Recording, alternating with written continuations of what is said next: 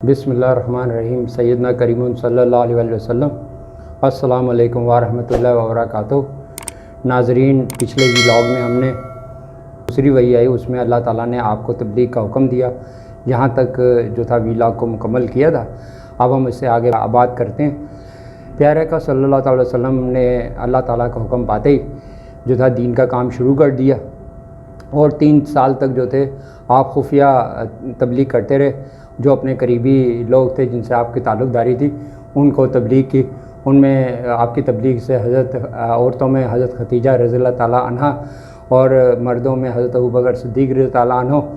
اور دیگر لوگ جو تھے اسلام قبول کر لیا۔ اور اس کے بعد آپ کو جو تھا علانیہ تبلیغ کرنے کا حکم ہوا، تو پیارے کا صلی اللہ علیہ وسلم نے پھر علانیہ تبلیغ کے لیے اپنے تمام اہل قریش کو جو تھا ایک جگہ پہ اکٹھا کیا، اور آپ ایک پہاڑی پر چڑھ گئے، اور وہاں پر سے آپ نے جو تھا انہیں فرمایا کہ اے قریش مکہ، اگر میں آپ کو یہ کہوں کہ میرے اس پہاڑ کے پیچھے سے کوئی فوج آ رہی ہے تو آپ کیا میرا کہنا مان لو گے؟ تو تمام نے یک بیک کہا کہ بالکل ہم جو ہے آپ کا کہنا مان لیں گے، آپ بہت ہی سچے آدمی ہیں اور آپ نے کبھی جھوٹ نہیں بولا۔ تو پیارے کا صلی اللہ علیہ وسلم نے فرمایا کہ اے قریش مکہ، پھر اس بات کو کیوں نہیں مانتے کہ اللہ تعالیٰ ایک ہے اور عبادت کے اور اس کے علاوہ کوئی عبادت کے لائق نہیں، اور یہ بتوں کی ہمیں عبادت نہیں کرنی چاہیے، اور یہ کہ میں اللہ کا رسول ہوں۔ تو یہ بات سن کر جو تھے قریش مکہ ناراض ہو گئے، اور ابو لہب بولا کہ کیا تم نے ہمیں اس لیے اکٹھا کیا تھا، اور یہ کہہ کر وہ تمام کے تمام آپ سے ناراض ہو کر واپس چلے گئے۔ اور سیرت نگار لکھتے ہیں کہ اس موقع پر حضرت علی رضی اللہ عنہ نے، جو کہ اس وقت چھوٹے تھے، انہوں نے آپ کے ہاتھ پر اسلام قبول کیا، اور بچوں میں سب سے پہلے اسلام قبول کرنے والے حضرت علی رضی اللہ عنہ تھے، اور غلاموں میں اسی طریقے سے اسلام قبول کرنے والوں میں جو پہلا نام آتا ہے وہ حضرت زید کا آتا ہے۔ مزید آپ نے پھر اپنا جو تھا سلسلہ تبلیغ جو تھا کو کھلے عام جو ہے جاری کر دیا۔ تو اس پر جو تھے قریش مکہ جو تھے اسلام لانے والوں اور آپ کے تمام کے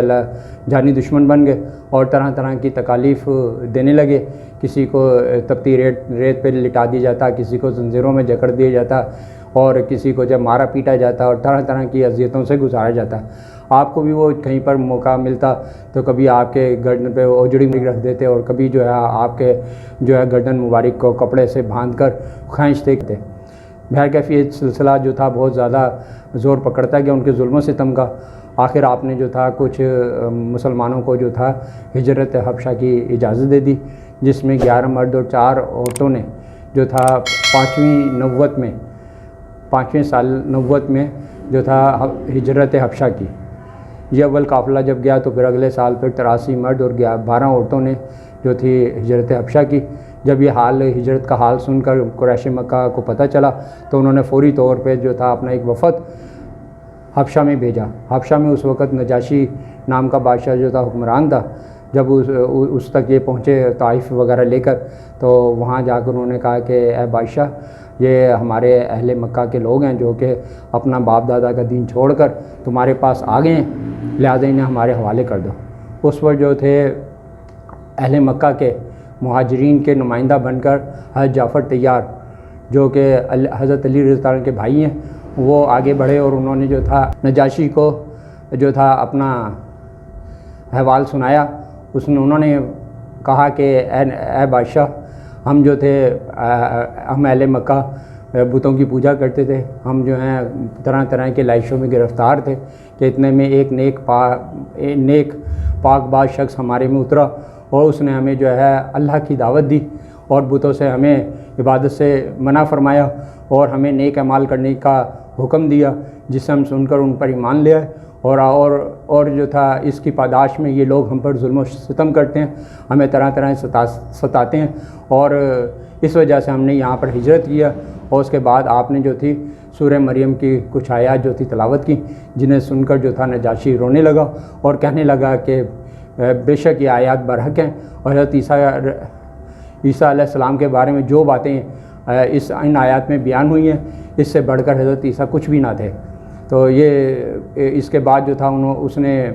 اس وفد کو واپس بھیج دیا۔ جب یہ وفد واپس آیا تو بڑا تل ملا گیا، بہت غصے میں تھا۔ اس نے جب اپنے سرداران کو تمام حال سنایا تو وہ تمام سرداران بھی جو تھے غصے میں آ گئے، اور انہوں نے بنو ہاشم سے جو تھا لا تعلقی اختیار کرنے کا قصد کیا۔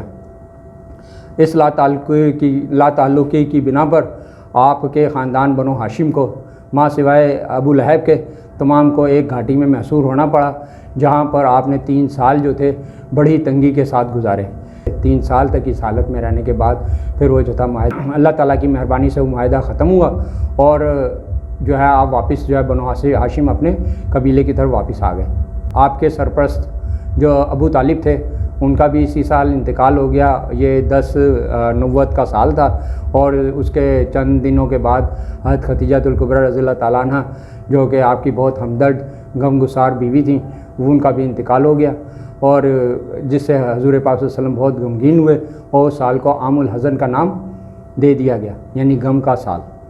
پھر حضور پاک صلی اللہ علیہ وسلم جو تھے مزید تبلیغ میں لگ گئے۔ اسی دوران آپ کا ارادہ بنا کہ آپ جو ہیں طائف کا سفر کریں، اور وہاں بنو ثقیف جو قبیلہ ہے اس کو جو ہے تمام رویداد بیان کریں،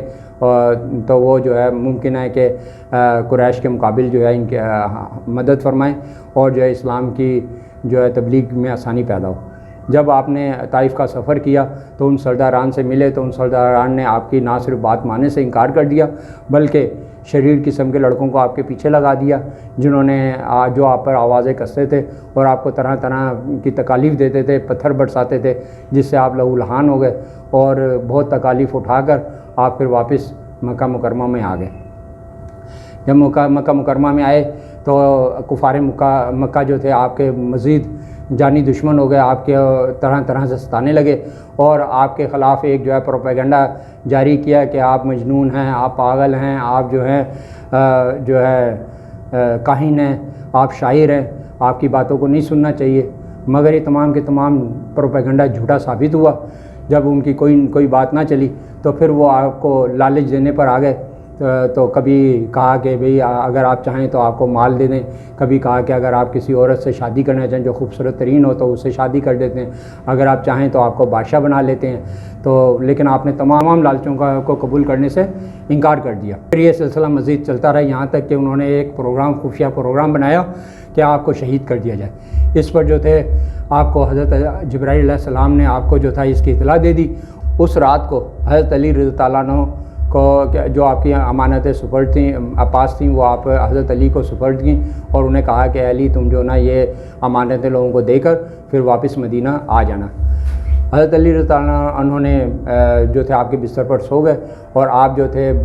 باہر نکلے تو کفار مکہ جو تھے آپ کے گھر کا محاصرہ کیے ہوئے تھے۔ آپ نے ان پر خاک پھینکی جس سے وہ آپ کو نظر نہیں آئے، اور آپ یہ ان کے درمیان میں سے ہوتے ہوئے حضرت ابوبکر صدیق رضی اللہ عنہ کے گھر پہنچے۔ وہاں حضرت ابوبکر صدیق آپ کے ہمراہ ہوئے، اور پھر جو تھے آپ سوئے مدینہ ہجرت کے لیے روانہ ہو گئے۔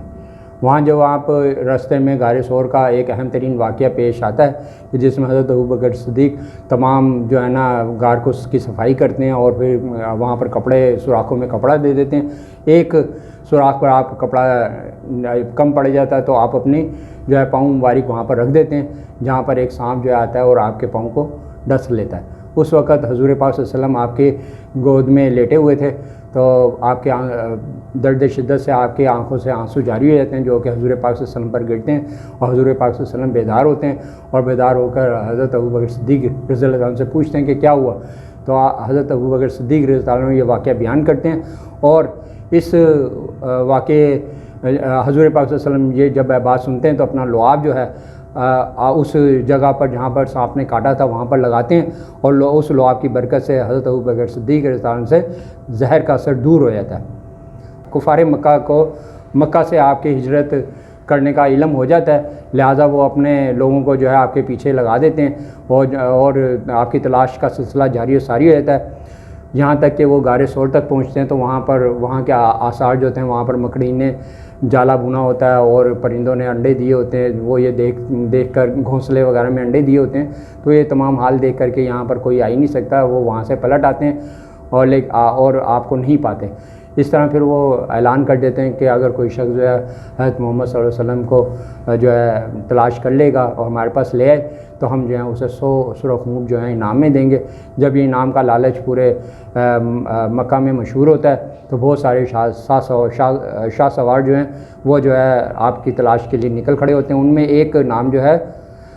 سراقہ بن مالک ہے کہ وہ بھی جو ہے آپ کی تلاش میں نکلتا ہے۔ وہ ایک مشہور شاہ سوار ہے۔ جب وہ آپ کے یہاں تک کہ وہ آپ کو پا لیتا ہے، جب وہ آپ کو پاتا ہے تو اس کا گھوڑا جو ہے دھنس جاتا ہے۔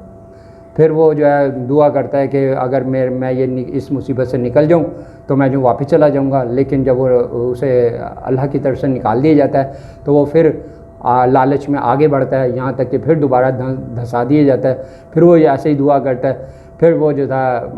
جو ہے بچ جاتا ہے۔ پھر وہ تیسری بار جو ہے پھر آگے بڑھتا ہے، یہاں تک کہ حضور پاک صلی اللہ علیہ وسلم تک جا پہنچتا ہے۔ پیارے کا صلی اللہ علیہ وسلم اسے ہم کلام ہوتے ہیں اور اسے کہتے ہیں اے سراقہ بن مالک تو واپس چلا جا، تیرے ہاتھوں میں جو ہے کسرا کے کنگن ہوں گے۔ اور یہ بات سن کر اور باتوں کا اثر دیکھ کر سراقہ جب بن مالک جو ہے واپس چلا جاتا ہے، اور سیرت نگار لکھتے ہیں کہ ایک وقت آتا ہے کہ سراقہ مسلمان ہو جاتا ہے، اور حضرت عمر رضی اللہ عنہ کے دور میں کسرا جو ہے ناکام ہوتا ہے اور حضرت